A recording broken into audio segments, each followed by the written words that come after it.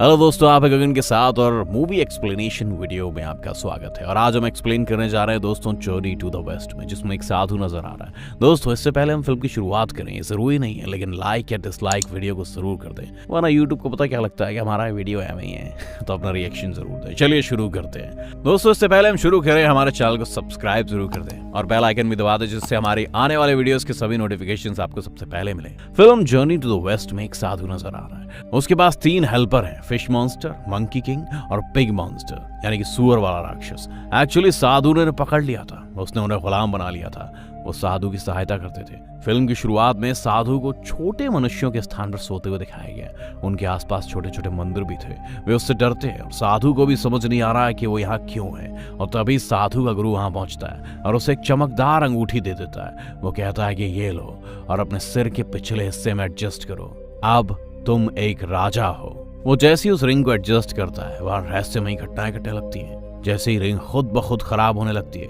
क्या हो रहा है सोचकर साधु परेशान हो जाता है और वो इस चिंतित स्थिति में जाग जाता है। एक्चुअली ये उनका रात का सपना था। वो एक जगह सो रहा था, अब वो डरकर जाग रहा है। जहां वो सो रहा था वहां एक सर्कस का प्रदर्शन चल रहा था और उस जगह सब लोग उससे कहते हैं कि सर्कस में प्रदर्शन करो। वो मछली राक्षस और सुअर राक्षस के रूप में अपने हेल्पर्स के प्रदर्शन को दिखाते हुए लोगों का मनोरंजन कर रहा है। उस राक्षस को देखकर एक बच्चा रोने लगता है। लोग कमेंट करते हैं ये कैसा मजा है, हाँ बिल्कुल भी खुशी नहीं है, बिल्कुल मजा ही नहीं आ रहा है। तब साधु एक पेड़ की ओर इशारा करते हुए कहता है देखो बंदर राजा। लेकिन वो बंदर राजा कोई प्रदर्शन दिखाने की बजाय पेड़ से नीचे गिर जाता है। दर्शक गुस्से में आ जाते हैं और साधु का मजाक उड़ाने लगते हैं। तुम क्या प्रदर्शन कर रहे हो, हमारा कोई मनोरंजन होगा या नहीं? भिक्षु उनसे कहते हैं कि थोड़ा टाइम रुको, उन्हें धुंधला करते हुए प्रेरित करता है। इसी बीच बंदर राजा खड़ा होता है और अपने दूसरे साथियों को सुअर और मछली राक्षस के रूप में कहता है कि हमें साथ में मिलकर कुछ करना होगा, मुझे मारो और हम उनका मनोरंजन करेंगे। दर्शक अब भी उनका मजाक उड़ा रहे थे। सुअर राक्षस यानी पिग मॉन्स्टर को गुस्सा आ जाता है, इसीलिए उसने वहां खड़ी एक लेडी पर अटैक कर दिया। लोगों ने उसे पकड़ लिया। बंदर राजा भी ये कहते हुए मना करता है ऐसा मत करो। इसके बाद भी वो नहीं रुकते। मंकी किंग ने अपना ध्यान भटकाने के लिए पूरे सर्कस को अव्यवस्थित कर दिया था, वो सब कुछ तबाह कर रहा था। साधु को भी अब उस पर गुस्सा आने लग गया था, पर अब बहुत देर हो चुकी थी क्योंकि पूरा सर्कस तहस नहस हो चुका था। इस मूवी का क्लाइमैक्स यहीं से स्टार्ट होता है, जब एक महिला अपनी माँ को एक जादूगर के पास लेकर आती है। उनके मुताबिक उनकी माँ को कुछ हो गया है। उनकी हरकतें सिंपल नहीं दिख रही हैं क्योंकि वो खड़ी बूढ़ी औरतों से कहती है कि वो मेरी बिटियां हैं। इस पर जादूगर हैरान है। फिर वो उसकी माँ के पास जाता है ताकि वो उसके जादू टोने का इलाज कर सके, लेकिन बड़ी मशक्कत के बाद भी उसे ऐसा कोई भी संकेत नहीं मिलता।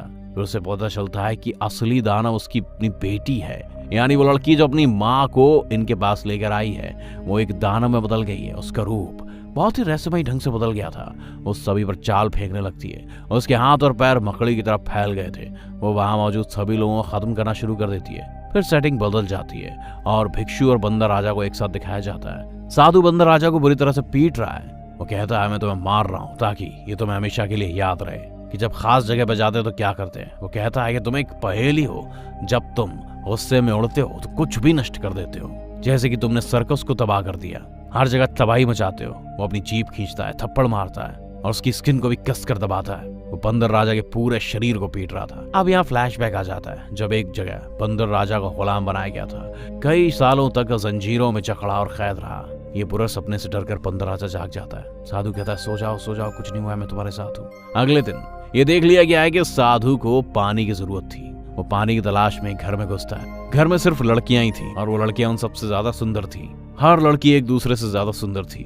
वो उन सबको देखकर मोहित हो गए। पिग मॉन्स्टर को एक लड़की पसंद आने लग गई। मंकी किंग ने भी एक लड़की चुन ली, पर ये उनको डिस्टर्ब कर रहा था। इनफैक्ट वो गर्ल कोई दूसरे क्रिएचर थे, वो बहुत बड़ी मकड़ी थे। साधु कहता है मंकी किंग से कि देखो क्या तुम अपने होश में भी हो? वो कहता है मैं तो यहाँ पर सहारा लेने आया हूँ और हमें सब तुम्हारी वजह से छोड़ना होगा। पर वो लड़कियां उनको नहीं जाने देती और वो अपने असली रूप में आ जाती है।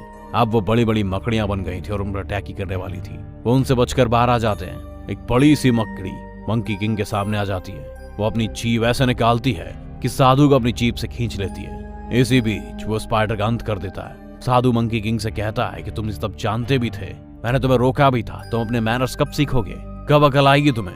अपने बगल वाले को खत्म कर देना या उस जगह को तबाह कर देना ही हर बात का हल नहीं है। बंदर राजा उसे चुपचाप सुन रहा होता है। साधु के जाते ही वो बोलना शुरू कर देता है। अब साधु आकाश के नीचे किसी शांत जगह पर जाकर प्रार्थना करता है, हे भगवान हर चीज से निपटने में मुझ में ज्यादा हिम्मत नहीं है, और ये राक्षस मेरा कहा नहीं मानते, जो मैं कहता हूँ वो करते ही नहीं है। मैं इनसे नहीं निपट सकता, ये मेरे नियंत्रण से बाहर है। बिग मॉन्स्टर उसकी प्रार्थना चुपचाप से सुन रहा था। वो बंदर राजा को सब कुछ बता देता है। बंदर राजा पहले से ही गुस्से में था। वो कहता है कि हम साधु को मार सकते हैं अगर वो हमसे संतुष्ट नहीं है।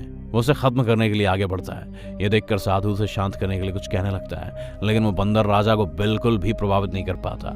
लेकिन वो सोचता है कि ऐसे निपटा के मैं आजाद हो जाऊंगा। वहां से भागते टाइम साधु एक जगह फंस जाता है। वो उस पर हावी होने की कोशिश करता है, लेकिन बंदर राजा अभी भी उससे नहीं डरता है। तभी आसमान में एक रोशनी चमकती है। इसे देखकर बंदर राजा उससे डर कर निकल जाता है। वहीं दूसरी ओर ये देखा जाता है कि मछली राक्षस अपने वास्तविक रूप में बदल गया है। इसका मतलब है कि एक भयानक और राक्षसी मछली में बदल गई थी। ये उन मकड़ियों से लड़ाई के बाद हुआ। तब ये देखा जाता है कि साधु अपने 3 हेल्पर्स को लेकर कहीं फॉरेन चला जाता है। वो उस देश के राजा और रानी से मिलता है। उस देश के मूल निवासी उन्हें देखकर चकित हैं, क्योंकि वो बहुत ही अजीब राक्षस थे। रानी ने उनका बहुत ही गर्मजोशी से स्वागत किया। फिर वो राजा से मिलते हैं। राजा उनसे पूछता है, तुम मेरे सम्मान के लिए, मेरे प्रतिष्ठा के लिए क्या लाए हो और किस तरह मेरा मनोरंजन करोगे? तब साधु और उसके हेल्पर कहते हैं, हम मनोरंजन करना जानते हैं। ये कहकर वो अजीब हरकतें करने लगते हैं। उन्होंने जो भी किया वो बकवास था। उन्हें देखकर राजा गुस्सा हो जाता है। उसको लगता है कि उसको मजाक उड़ा रहे हैं और वो उन्हें अपने दरबार से निकाल देता है। कहता है कि ऐसे गधों द्वारा किए जाते हैं काम, जाओ और अपना इलाज कराओ। बाहर आकर साधु अपने आप को इंसल्टेड फील करता है। वो फिर बंदर राजा को पीटना शुरू कर देता है कि तुम कुछ भी ढंग से नहीं कर सकते हो। तब इससे पता चलता है कि वो खुद ही गधों वाला काम कर रहा था। तब उसे सोचकर अफसोस होता है कि मैंने हमेशा बंदर राजा को पनिश किया है, और वो खुद को पीटना शुरू कर देता है। वो कहता है कि फिर मैं ऐसा काम नहीं करूंगा। बंदर राजा उसके पास जाता है और खुद को झुकाकर माफी मांगता है। बंदर राजा उसे ऊपर उठाता कहता है, मैंने तुम्हें माफ कर दिया, अब हम दोस्त हैं। अब वो दोनों एक्साइटेड होकर एक दूसरे से कहते हैं कि चलो हम राजा से फिर से मिलने जाएंगे। उनसे माफी मांगते हुए उनका अच्छे से एंटरटेनमेंट करेंगे। अंदर जाने पर उन्हें पता चलता है कि वो एक नकली राजा है। असली राजा तो कहीं और ही गायब हो गया है। बंदर राजा वहां जाकर उसे थप्पड़ मारने लगता है, तो वो आक्रामक होकर अपने असली रूप में बदल जाता है। जैसा वो चाहते थे वैसा ही होता है। एग्रेसिव होने के कारण वो अपने रियल लुक में तब्दील हो जाते हैं। उसका चेहरा लाल हो गया और उसके मुंह में आग लग गई। एक्चुअली एक छोटा रोबोट था जो आग फूंक देता था।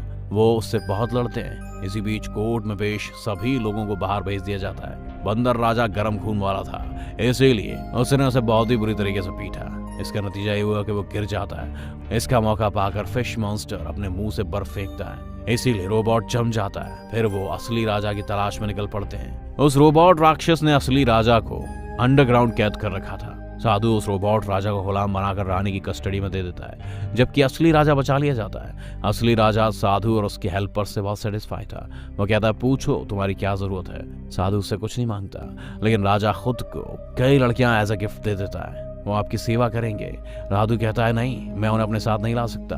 मैं चाहता हूँ कि उन्हें रिहा किया जाए। लेकिन वो लड़कियां कहने लगी, नहीं, हम इस जीवन से सेटिस्फाई, हम रिहा नहीं होना चाहते। लेकिन उनमें से एक लड़की चुप है। राजा उसे अपने पास बुलाता है, पूछता है क्या हुआ।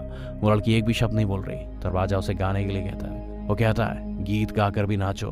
वो लड़की डर गई, लेकिन वो वही करती है। वो नाजुक और बहुत ही अट्रैक्टिव लड़की थी। राजा उसमें दिलचस्पी लेने लगता है और उसे अपने साथ ले आता है। वो कहता है कि अब मेरे पास ही रहेगी। लेकिन साधु पछता रहा था कि वो उस लड़की के साथ क्यों नहीं गया। उसने इस ऑफर को पहले ठुकरा दिया था। साधु दूसरी लड़कियों को अस्वीकार करने के लिए कोई पश्चाताप नहीं कर रहा था। साधु अपने हेल्पर्स के साथ बाहर आता है, पर उसे अब भी वो लड़की याद आ रही थी।